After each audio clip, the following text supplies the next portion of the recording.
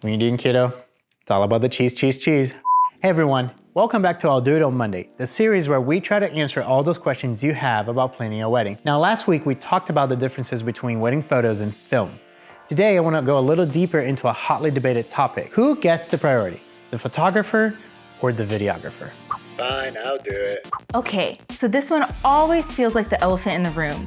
Traditionally, most weddings would only get a photographer. It is now much more common to get both, which caused a problem that wasn't there before. You see, creatives like freedom. They like to have as much time to create as possible. We have a limited amount of time to get all the shots that we need and that we want. So who gets more time? Do the photos precede the film? Do we just let one person direct and hope that the other one got enough? The couple probably paid just as much for the photos as they did for the video. They want both, so as vendors, we should be helping each other, not getting in each other's ways. We do both photos and videos, so we appreciate great photography just as much as a great wedding film. My very first wedding as a lead videographer, I messed up really bad by not communicating with the photographer, and I ended up being in every shot of the bride walking down the aisle.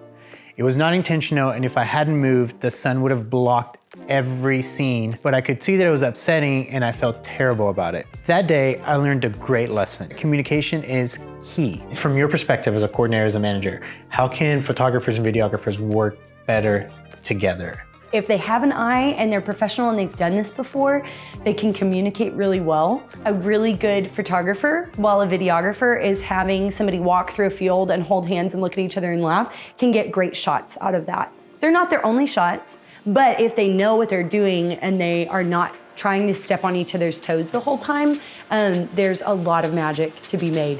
What does the bride want?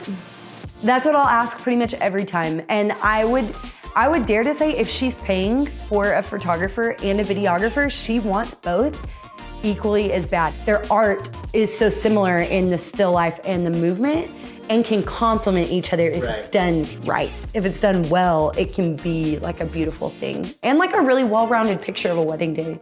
We need to work together. One good shot for a film takes about 15 seconds to capture, so wedding films just need more time to come together. Because photos are generally quicker to capture, we usually let the photographer go first and film alongside as they pose the couple. We then ask for an initial 30 seconds, 1 minute to get our shots. At the end of the day, we all want to give our couples the best memories, and we get to work with and really learn from great professionals as we go along. So that's it for today. We'll see you next week, and don't put off that planning. Bye.